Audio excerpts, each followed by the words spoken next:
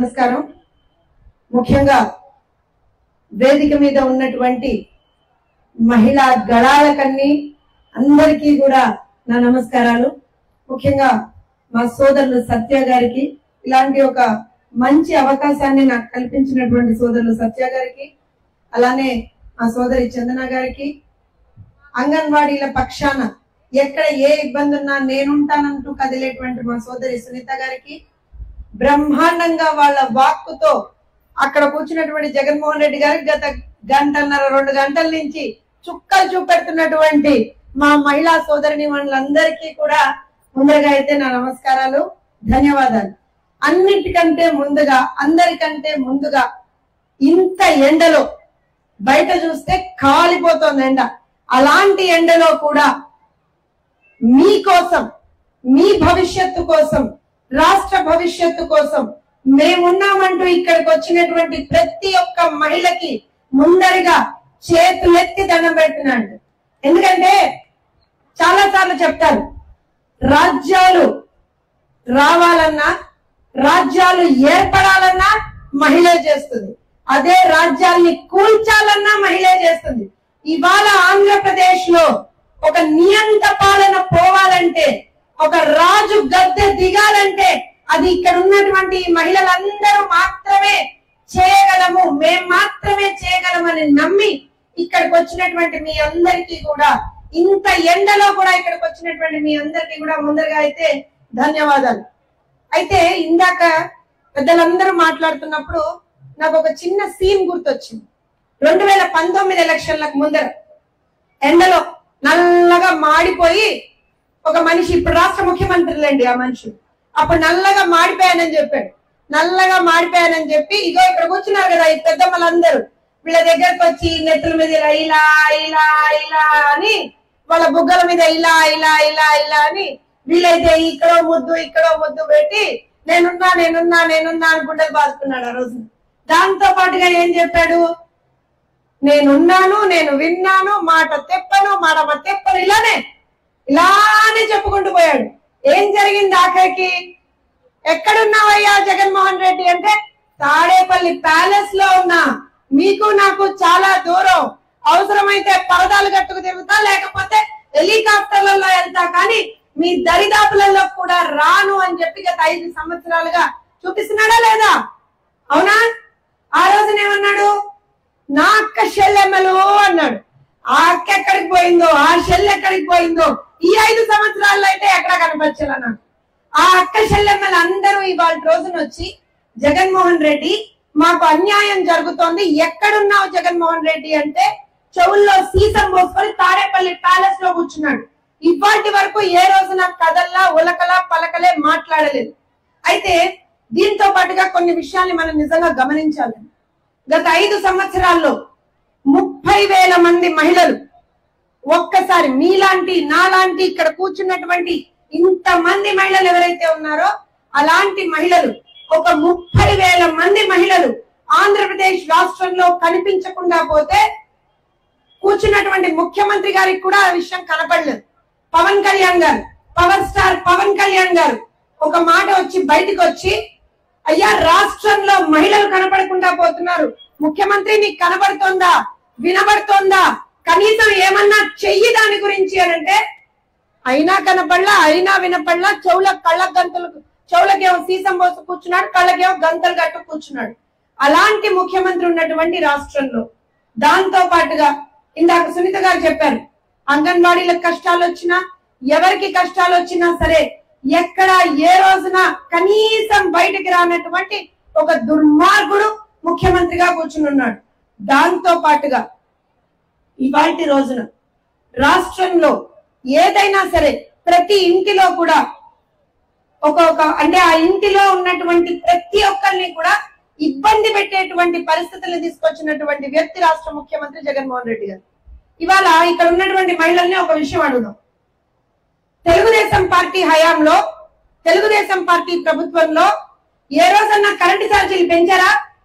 2014 నుంచి 2019 వరకు ఏ రోజన్నా కరెంటు ఛార్జీలు పెంచారా? 200 రూపాయలు వచ్చే కరెంట్ ఇవాళ ఎంత వస్తుంది కరెంటు ఛార్జీలు? అమ్మ మా పెద్దమ్మ చూపిస్తుంది 1000 రూపాయలు వస్తుంది. 200 ఎక్కడ, 1000 రూపాయలు ఎక్కడ? ఈ డబ్బులన్నీ ఎవరు తింటున్నారంటే కూర్చున్నాడు కదా తాడేపల్లి ప్యాలెస్ లో పిల్లి, ఆ పిల్లి తింటున్నాడు. ఏం చేస్తున్నాడు అయ్యా అంటే సింపుల్ గా గత 5 సంవత్సరాల్లో సరాసరి 10 సార్లు కరెంటు ఛార్జీలు పెంచాడు. గుర్తుపెట్టుకోవాలి, 10 సార్లు. ఇవన్నీ ఎందుకు చెప్తున్నా అంటే, ఎందుకు గుర్తుపెట్టుకోమని చెప్తున్నా అంటే, ఇక్కడ ఇందాక ఎవరండి ఇక్కడ అభ్యర్థి పాప వైఎస్ఆర్సీపీ నుంచి బల్లిక బక్రా ఎవరు? ఎలాగో స్వామి అన్న గెలుస్తున్నారు కాబట్టి ఆయన ఎవరు? సురేష్ గారు. ఎవరో సురేష్ గారు ఎవరు, ఎందుకంటే ఆయన మంత్రి గారని మరి ఏమేం చేశాడో ఎవరికి తెలియదు కానీ ఎవరో సురేష్ గారు. ఓ ఆయనేనా? ఓహో స్టార్. అదేదో ఆ రోజు ఏదో ఎక్కడో పాప షర్ట్ ఇప్పి చూపించాట, నేను సురేష్ ని అని ఇలా తిప్పాట షర్ట్ ఆయనట. సరే పోన్లేనమ్మా. సో ఇవాళ ఆ సంబంధితమైనటువంటి కార్యకర్తలు వాళ్ళ మనుషులు వస్తారు కదా మన ఇళ్ళకి, ఓట్లు వేయించుకోవడానికి వస్తారు కదా. అమ్మ మాకు ఓటేయండి అని వస్తారు కదా. క్రితం సార్ ఎలా అయితే 2019లో ఫ్యామిలీ రోడ్డు మీదకి వచ్చి అందరు గడ్డలు పట్టుకొని ప్లీజ్ ఒక్క ఛాన్స్, ప్లీజ్ ఒక్క ఛాన్స్, ఈ ఒక్కసారి జగన్మోహన్ రెడ్డిని గెలిపించరా, ఈ ఒక్కసారి జగన్మోహన్ రెడ్డిని గెలిపించరా అని అందరిలోకి వచ్చారా లేదా? వచ్చారు కదా. అప్పుడు ప్రజలందరూ కరిగిపోయారు కదా.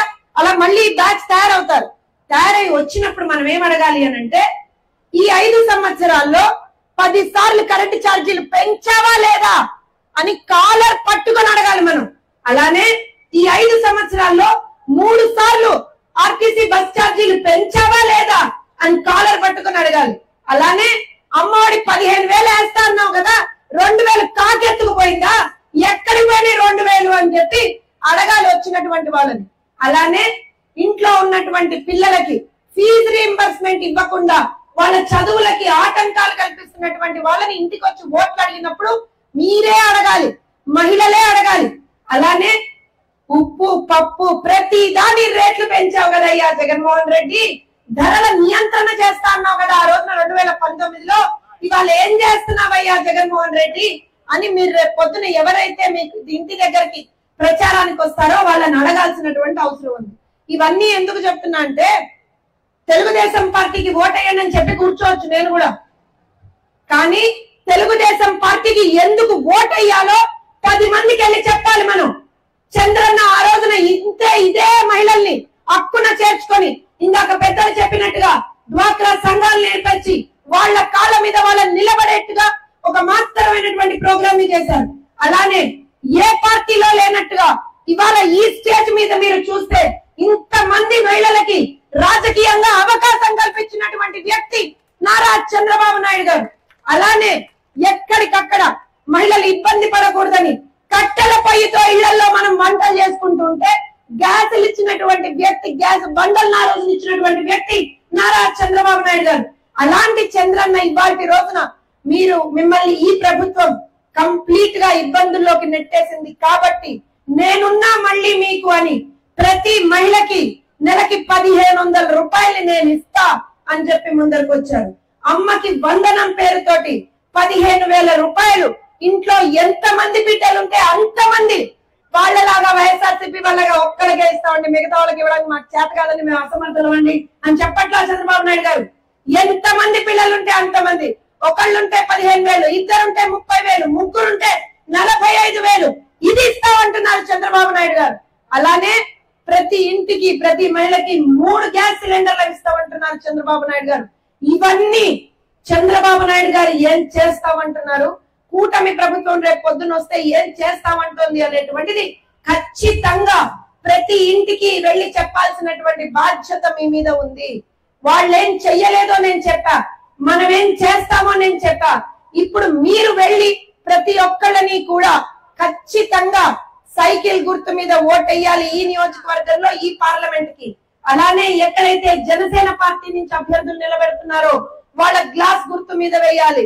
అలానే ఎక్కడైతే భారతీయ జనతా పార్టీ నుంచి అభ్యర్థులు నిలబడుతున్నారో వాళ్ళకి ఖచ్చితంగా కమలం గుర్తు మీద వేయాలి. నేను ఒకటే చెప్తున్నా, ఇక్కడికి వచ్చినటువంటి మహిళలందరినీ కూడా చేతులు జోడించి రిక్వెస్ట్ చేస్తా ఉన్నాను, వినతి చేస్తున్నాను. మనందరికీ గుర్తుంటే, మీలో ఎంత మందికి ఆ సన్నివేశం గుర్తుందో నాకు తెలియదు కానీ 2019 ఎలక్షన్ల కన్నా ముందర నారా చంద్రబాబు నాయుడు గారు ఇలానే మొత్తం ప్రచారం అంతా అయిపోయిన తర్వాత ఒక వేదిక మీద నిలబడి అందరికీ కూడా రాష్ట్ర ప్రజలందరికీ కూడా ఒక విజ్ఞప్తి చేశారు. అయ్యా, దయచేసి రాష్ట్రాన్ని ఎక్కడా కూడా మీరు అగమ్యంలోకి నెట్టకండి, రాష్ట్రాన్ని కాపాడుకుందాం, మళ్ళీ తెలుగుదేశం పార్టీకి ఓట్ వేయండి. ఇది నా కోసం కాదు, తెలుగుదేశం పార్టీ కోసం కాదు, ఎవరి కోసం కాదు, రాష్ట్ర భవిష్యత్తు కోసం, యువత యొక్క భవిష్యత్తు కోసం అని ఆ రోజున పెద్ద ఆయన, తండ్రి వయసు ఉన్నటువంటి ఒక పెద్ద ఆయన అందరికీ కూడా చేతులు జోడించి శిరస్సు వంచి ఇలానే ఆ రోజున నమస్కారం చెబితే చంద్రబాబు నాయుడు గారు ఏం కాదులే అని చెప్పి వదిలేశారు. ఏమైంది? 5 సంవత్సరాల పాటు నరకం చూస్తున్నారా లేదా రాష్ట్ర ప్రజలు? ప్రజావేదిక కూల్చేయడం దగ్గర నుంచి స్టార్ట్ అయినటువంటి ఒక కూల్చివేత ప్రభుత్వం ఇవాల్టి రోజున ఎన్ని దుర్మార్గాలు చేస్తోంది, ఎన్ని నికృష్టమైనటువంటి పనులు చేస్తోంది అనేటువంటి చూస్తున్నాం. అరే, ఆడపిల్లలు కనిపించకుండా పోతున్నారంటే మాట్లాడరే, ఆడపిల్లల మీద అఘాయిత్యాలు జరుగుతున్నాయంటే మాట్లాడరే. అరే, మీ అందరూ మర్చిపోయారా? ఇందాక శ్రీత గారు కోట్ చేశారు, ఒక మహిళని అన్యాయంగా ట్రాక్టర్ తోటి తొక్కించి చంపించేశారే దుర్మార్గులు, ఉన్మాదులనక ఏమంటాం వాళ్ళని. అలానే ఒక పిల్లాడు మా అక్కని వేధించద్దండి అని అన్నందుకు నడి రోడ్డు మీద పెట్రోల్ పోసి తగలబెట్టేశారు ఆ అబ్బాయిని. మర్చిపోతామా అమర్నాథ్ గౌడ్ని? మర్చిపోతామా హనుమంతమ్మని? మర్చిపోతామా రమ్యని? మర్చిపోతామా డాక్టర్ సుధాకర్ ని? మర్చిపోతామా తోట చంద్రయ్యని? ఇవన్నీ మనం అందరం గుర్తుపెట్టుకోవాలి. ఎప్పుడైనా సరే ఉన్మాదులు, నేరస్తులు, ఆర్థిక నేరస్తులు, దొంగలు, హంతకులు ఎప్పుడు పాలకులుగా ఉండకూడదు. వాళ్ళకు అధికారంలో ఉండేటువంటి ఒక హక్కు లేదు. కేవలం ప్రజలకి మంచి చేసేటువంటి నాయకులు, ప్రజలకి మంచి చేసేటువంటి పార్టీలు మాత్రమే అధికారంలో ఉండాలి. అది కేవలం కూటమి ప్రభుత్వం వస్తేనే అది సాధ్యమవుతుంది. ఇవాళ ఏదో ఇక్కడ చంద్రబాబు నాయుడు గారికి ఏం తక్కువ కాదండి. ఆయన చూడని పదవులు కాదు, ఆయన చూడని పేరు ప్రఖ్యాతలు కాదు, ఆయన చూడనటువంటిది కాదు. 14 ఏళ్లు ముఖ్యమంత్రిగా పనిచేసినటువంటి వ్యక్తి, ప్రతిపక్ష నాయకుడుగా ఎన్నో సంవత్సరాలు పనిచేసినటువంటి వ్యక్తి, ప్రపంచ వ్యాప్తంగా ఎక్కడికి వెళ్ళినా సరే అరే నారా చంద్రబాబు నాయుడు గారు అని అంటే ఒక బ్రాండ్. అలాంటి వ్యక్తికి ఇవాల్టి రోజున అవసరమా? మళ్ళా ఎందుకు మీ అందరి కోసం తపన పడుతున్నాడు? ముఖ్యంగా ఆడబిడ్డల కోసం తపన పడుతున్నాడు ఆయన. ఎందుకనంటే ఇవాల్టి రోజున ఆడబిడ్డల్ని జగన్మోహన్ రెడ్డి మోసం చేశాడు. ఒక మోసగాడు జగన్మోహన్ రెడ్డి, ఒక ఉన్మాది జగన్మోహన్ రెడ్డి, ఒక నేరస్తుడు జగన్మోహన్ రెడ్డి. అలాంటి ఒక నేరస్తుడి చేతిలో రాష్ట్రాన్ని మళ్ళీ పెడితే ఆడబిడ్డల బ్రతుకు మళ్ళీ ఆగమైపోతుంది అని ఒక తండ్రి స్థానంలో ఉండి ఆలోచిస్తున్నటువంటి నారా చంద్రబాబు నాయుడు గారికి నిజంగా కూడా ఇవాళ రోజు మనందరం కూడా మద్దతు తెలపాల్సినటువంటి అవసరం ఉంది.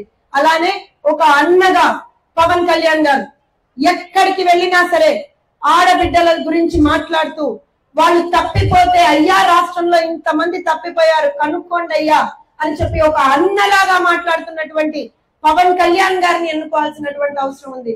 అలానే దేశ వ్యాప్తంగా మహిళలందరికీ అండగా నిలబడాలి అనేటువంటి ఒక మహోన్నతమైనటువంటి ఉద్దేశంతో ముందుకు వెళ్తున్నటువంటి భారతీయ జనతా పార్టీ నాయకులు మోదీ గారి నాయకత్వంలో మనం ఖచ్చితంగా వారిని కూడా మద్దతు తెలపాల్సినటువంటి అవసరం ఉంది.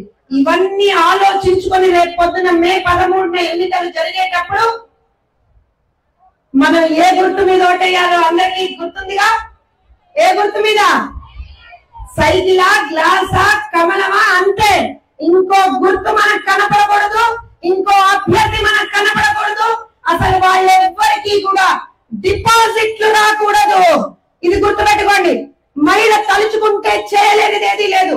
ఇవాటి రోజున ఒక సాధారణ మధ్య తరగతి కుటుంబంలో పుట్టినటువంటి నన్ను ఎక్కడో నలుగురికి పాఠాలు చెప్పుకుంటూ ఉండేటువంటి ఒక టీచర్ అమ్మగా ఉన్నటువంటి నన్ను ఇన్ని వేల మంది ముందర నిలబెట్టి మాట్లాడించేటువంటి ఒక గొప్ప అవకాశాన్ని, ఒక గొప్ప గౌరవాన్ని, అరుదైనటువంటి ఒక అవకాశాన్ని నాకు కల్పించినటువంటి నాయకుడు నారా చంద్రబాబు నాయుడు గారు, కల్పించినటువంటి పార్టీ తెలుగుదేశం పార్టీ. అలానే ఇక్కడ ఉన్నటువంటి స్టేజ్ మీద ఉన్నటువంటి ఎంతో మంది మహిళలందరికీ కూడా రాజకీయంగా అవకాశాన్ని కల్పించినటువంటి పార్టీ తెలుగుదేశం పార్టీ. అంత గౌరవాన్ని ఇచ్చినటువంటి పార్టీ తెలుగుదేశం పార్టీ. ఇవాళ కూడా ఈ ఎన్నికల్లో కూడా మహిళల్ని అత్యంత గౌరవిస్తూ వాళ్ళ గురించి ఇందాక నేను చెప్పినట్టుగా అమ్మకి వందనం కావచ్చు, ప్రతి ఒక్క ప్రోగ్రామ్ ని, ప్రతి ఒక్క అంశాన్ని కూడా మేనిఫెస్టోలో పెడుతూ ముందుకు తీసుకెళ్తున్నటువంటి పార్టీ తెలుగుదేశం పార్టీ. అందుకే చెప్తున్నా, మహిళలకి గౌరవం ఉండాలంటే, రాష్ట్రంలో మహిళలు గౌరవంగా సగర్వంగా తలెత్తుకొని తిరగాలంటే నారా చంద్రబాబు నాయుడు గారే ముఖ్యమంత్రిగా రావాలి. కూటమి ప్రభుత్వమే రేపు పొద్దున అధికారంలోకి రావాలి. ఇది జరగాలి అంటే మీ అందరూ కూడా, మనందరం ఒక పని ఉందంటే ఏం చేస్తాం చెప్పండి? ఈ కొంగు ఎక్కడికి వస్తుంది? ఎక్కడికి వస్తుంది? ఇలా వస్తుందా రాదా? కొంగు బిగిస్తామా లేదా? కొంగు బిగించి రేపు పొద్దున ముందరికి వెళ్ళి ఎవరైతే నారా చంద్రబాబు నాయుడు గారి కళ్ళల్లో కన్నీరు చూశారో, ఎవరైతే భువనమ్మ కళ్ళల్లో కన్నీరు చూశారో, ఎవరైతే ఇంతమంది మహిళల్లో రాష్ట్ర వ్యాప్తంగా ఉన్నటువంటి మహిళలందరి కళ్ళల్లో కన్నీళ్లు చూశారో, అలాంటి ఉన్మాదుల్ని రాష్ట్రం నుంచి తరిమేయాల్సినటువంటి అవసరం మనందరికీ ఉంది. అందుకే ఒక్కసారి అందరూ కూడా మనసులో ఒకటే మాట అనుకోండి, 175 నియోజకవర్గాల్లో 25 పార్లమెంట్లలో ఎక్కడా కూడా వైఎస్ఆర్సీపీ అనేటువంటి పార్టీకి పుట్టగతులు ఉండకూడదు, డిపాజిట్లు కూడా రాకూడదు వాళ్ళకి. అది మీరు తలుచుకుంటేనే అవుతుంది, మహిళలు తలుచుకుంటేనే అవుతుంది. మళ్ళీ చెప్తున్నా, నా సోదరులు ఇక్కడ ఉన్నారు, కానీ మహిళా శక్తి అనేటువంటిది చాలా అద్వితీయమైనటువంటి శక్తి. అందుకే 175 నియోజకవర్గాల్లో 25 పార్లమెంట్లలో ఎక్కడెక్కడైతే సైకిల్ గుర్తు, గ్లాస్ గుర్తు, కమలం గుర్తు కనబడుతుందో ఆ గుర్తు మీద ఓటు గుద్దితే అక్కడ ఉన్నటువంటి తాడేపల్లి ప్యాలెస్ లో ఉన్నటువంటి జగన్మోహన్ రెడ్డి గారికి రీసౌండ్ వినిపించేలా మనం ఆ గుర్తుల మీద ఓట్లు గుద్దాల్సినటువంటి అవసరం ఉంది. మళ్ళీ ఒకసారి అందరినీ విజ్ఞప్తి చేస్తున్నా, అమ్మా ఈ 10 రోజులు చాలా చాలా కీలకం. దయచేసి రాష్ట్రం కోసం, రాష్ట్రంలో ఉన్నటువంటి ఆడబిడ్డల గౌరవం కోసం, రాష్ట్రంలో ఉన్నటువంటి యువత యొక్క భవిష్యత్తు కోసం అందరం కూడా కంకణం కట్టుకుందాం, కొంగు నడుముకి బిగించి ముందరికి వెళ్దాం, కథన రంగంలోకి వెళ్దాం, విజేతలుగా మళ్ళీ వెనక్కి వద్దాం. ఇదే నియోజకవర్గం నుంచి స్వామి అన్న గత 2 సార్లు గెలిచారు, ఈసారి హ్యాట్రిక్ ఎమ్మెల్యేగా రావాల్సిందే, తగ్గేదే లేదు. అందులో ఒక్కసారి అందరైతే ఆ విషయం, కానీ గెలవడం పక్క, ఎంత మెజారిటీతో గెలుస్తున్నాం అన్నదే మనం లెక్క చూసుకోవాలి. లెక్క ఇప్పుడు పవన్ కళ్యాణ్ గారు చాలా సార్లు చెప్పారు కదా, ఉంది కదా లెక్క, ఉంది కదా ఒకటి. ఆ లెక్క అనేటువంటిది మనం ఖచ్చితంగా చూసుకోవాల్సినటువంటి అవసరం ఉంది. అలానే పెద్దలు మాగుంట శ్రీనివాసులు రెడ్డి గారి గురించి మనం నిజంగా మళ్ళీ కొత్తగా ఏం చెప్పక్కర్లేదు. సేవా రంగంలో ఎంతో ఉన్నతమైనటువంటి స్థానంలో ఉన్నటువంటిది వాళ్ళ కుటుంబం. అలానే ఇవాటి రోజున పార్లమెంట్ మొత్తం అభివృద్ధి చెందాలి అంటే అలాంటి నాయకుడు ఎంపీగా రావాల్సినటువంటి అవసరం ఉంది. అందుకే ఇక్కడికి విచ్చేసినటువంటి ప్రతి ఒక్క మహిళకి మరొక్కసారి చేతులు జోడించి విజ్ఞప్తి చేస్తున్నాం. మన గుర్తు ఒకటి ఎమ్మెల్యేకి, ఒకటి ఎంపీకి, 2 కూడా సైకిల్ గుర్తే. సైకిల్ గుర్తు మీద ఓటు గుద్దాల్సిందే. రేపు పొద్దున అఖండ మెజారిటీ తోటి మనం గెలవాల్సిందే. నారా చంద్రబాబు నాయుడు అనే నేను అనే మాట మనం వినాల్సిందే. అంతేనా? విందామా? విందామా? జై తెలుగుదేశం, జై జనసేన, జై తెలుగుదేశం, జై బీజేపీ, జై బీజేపీ. నారా చంద్రబాబు నాయుడు గారి నాయకత్వం, నారా చంద్రబాబు నాయుడు గారి నాయకత్వం, నారా చంద్రబాబు నాయుడు గారి నాయకత్వం. జోహార్ అన్న ఎన్టీఆర్, జోహార్ అన్న ఎన్టీఆర్, జై తెలుగుదేశం. అమ్మా ఒక్క నిమిషం, ఒక్కసారి స్టేజ్ మీద ఉన్నటువంటి మహిళలు, స్టేజ్ ముందర ఉన్నటువంటి మహిళలు అందరికీ కూడా ఒక విజ్ఞప్తి. ఎందుకంటే మన పిడికిలిలో బలం అనేటువంటిది అవతల వాడికి నరాల్లోంచి ఒడుగు పుట్టేలా ఆ పిడికిల్లో ఉన్నటువంటి శక్తిని మనం చూపించాల్సినటువంటి అవసరం ఉంది. ఒక్కసారి అందరం చేయి పైకెత్తి పిడికిలి బిగించి జై తెలుగుదేశం, జై తెలుగుదేశం, జై తెలుగుదేశం, జై జనసేన, జై బీజేపీ.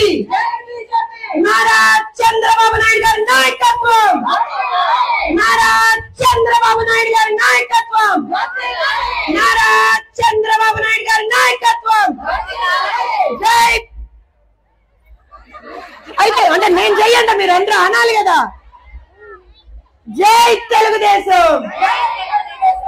అందరికీ ధన్యవాదాలు. ఇదే ఊపుతో ముందరికెళ్దాం. జరుగు జగన్ జరుగు జగన్ ఖాళీ చేయి కుర్చీ. Hello AP bye bye. చెప్తా. ఇదే పిడికిలి మళ్ళీ ఒకసారి బిగించి, ఇదే పిడికిలి మళ్ళీ ఒకసారి బిగించి, hello AP, hello AP, hello AP. ఈ బాయ్ బాయ్ ఏది ఉందో అది జరుగు జగన్ జరుగు జగన్ ఖాళీ చేయి కుర్చీ, జనరాజ్యం వస్తుంది ఎన్నికల్లో గెలిచి. జరుగు జగన్ జరుగు జగన్ ఖాళీ చేయి కుర్చీ, జనరాజ్యం వస్తుంది ఎన్నికల్లో